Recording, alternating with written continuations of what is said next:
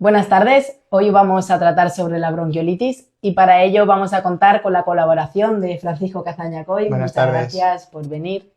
Es pediatra en el Complejo Hospitalario Universitario de Albacete, en la sección de urgencias pediátricas. Y nada, ahora que llega el invierno y que comienza la época de colegio, se acerca la época de bronquiolitis. Y para ello vamos a comenzar resolviendo lo más básico, que es ¿qué es la bronquiolitis? Bueno, la definición clásica de la bronquiolitis es el primer episodio de dificultad respiratoria de vías respiratorias bajas, precedido de sintomatología catarral y que ocurre en menores de 2 años, aunque preferentemente menores de 1 año.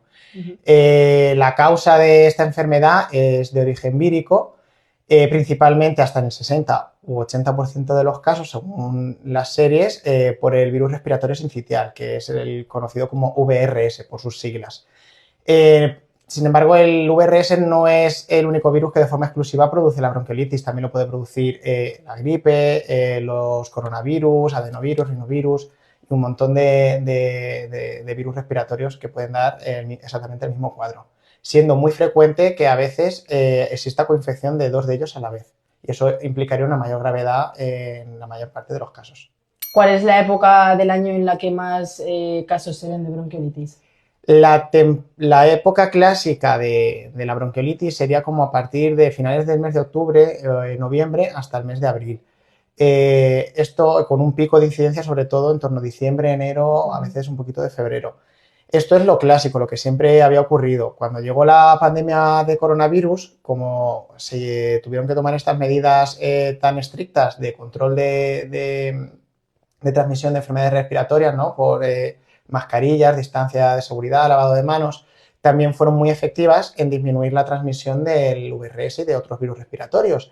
Y por tanto, durante un par de épocas, pues no hubo prácticamente casos de bronquiolitis. ¿Qué es lo que pasa? Una vez que se relajaron todas estas medidas porque ya no eran tan necesarias, se produjo un aumento de la virulencia de las oleadas que iban apareciendo, y además estas aparecían en épocas del año que clásicamente no tocaba. Ya que han pasado ya varios años, ahora sí que estamos volviendo a una situación prácticamente igual a lo que había antes. ¿Los síntomas principales de la bronquiolitis cuáles son? Bueno, pues la bronquiolitis empieza siendo como un catarro, una enfermedad pues, de vías respiratorias altas, pues mucosidad, tos, pues están pues, más congestionaditos, les cuesta comer, están como con la naricilla tapada. Bueno, y muchas veces los padres, sobre todo padres primeritos, no saben muy bien cómo actuar. Entonces, ¿en qué momento crees tú que deben de acudir a urgencias? Bueno, pues lo principal es vigilar en casa la aparición de signos de dificultad respiratoria, es decir, pues que hagan como mucho bamboleo con la tripita cuando respiran, que vean que es una respiración como muy rápida, ¿vale? O a veces también pueden incluso notar cómo se meten los espacios, cómo se hunden los espacios que hay entre las costillas o el huequito que tenemos encima del esternón cuando hacen la inspiración. Eso significa que están teniendo que hacer mucha fuerza para respirar. Cuando la dificultad respiratoria es mayor y más grave, pueden incluso llegar a presentar cianosis o estar palidez o estar pálidos, o incluso pueden llegar a estar como un poquito aletargados, como con más tendencia al sueño, que les cuesta más despertarlos. Esto así que sería una situación de mayor gravedad que no deberían de demorar.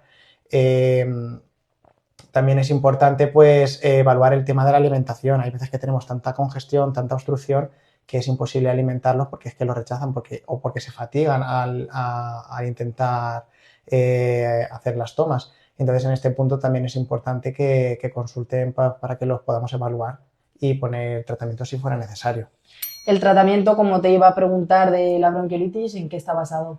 Pues bueno, como bien he dicho antes, es una infección vírica y por tanto no tiene un tratamiento específico dirigido a acabar, digamos, con el patógeno que lo produce.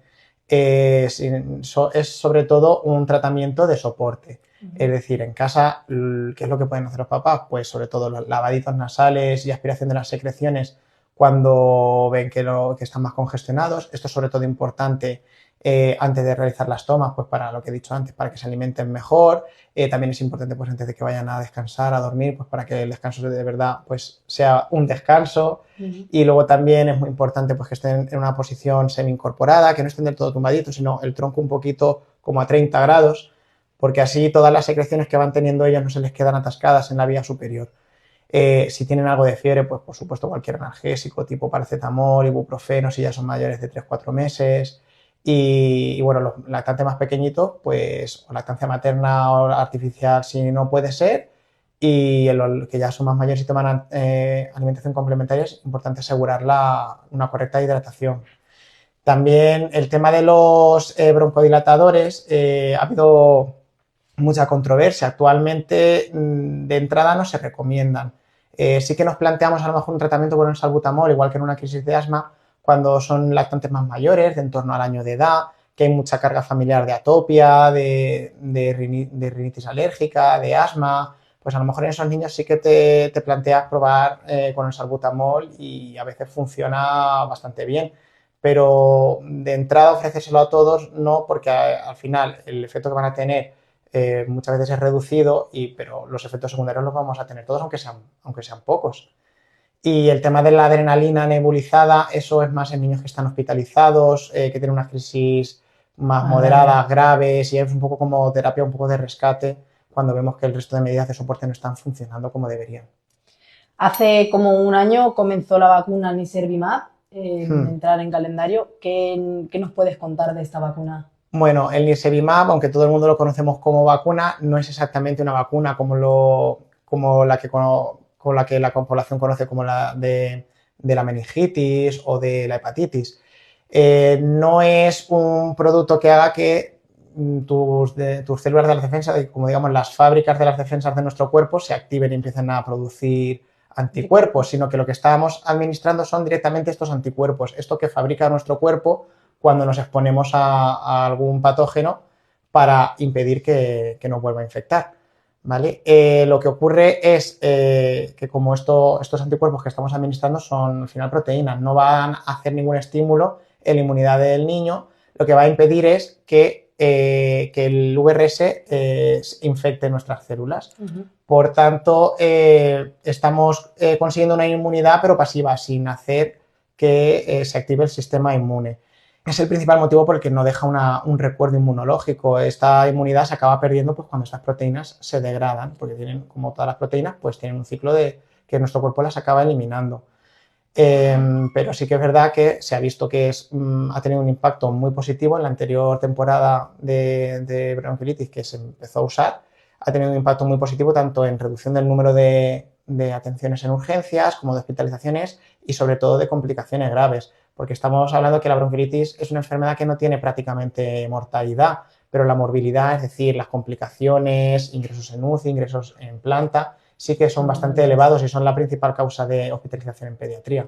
¿Y esta vacuna entra en la campaña de...? Sí, esta vacuna depende un poco de la comunidad autónoma, pero en nuestra comunidad autónoma sí que ya desde el año pasado, a partir del 1 de octubre, todos los recién nacidos se les oferta esta vacunación antes de irse de alta y esto es desde el 1 de octubre hasta el 31 de marzo. Pero aquellos niños que nacen más allá del 31 de marzo, cuando empieza la campaña de vacunación en octubre, desde el centro de salud se les capta y se les ofrece empezar la vacunación. El momento ideal de empezar la vacunación es en octubre, por lo que he dicho antes, por la temporalidad de la epidemia. Entonces, si empezamos ahora a todos los niños que ya han nacido a vacunarlos, cuando llegue el pico de incidencia ya deberían de tener unos niveles protectores de esta vacuna. Fenomenal. Pues muchas gracias, Francisco, por resolvernos estas dudas. Y bueno, cualquier duda que os surja, ya sabéis que os podéis pasar por Farmacia CID 51 y que os resolveremos todo lo que podamos. Y nada, agradeceros siempre que estéis ahí con nosotros. Muchas gracias a vosotros y a Francisco. Muchas gracias.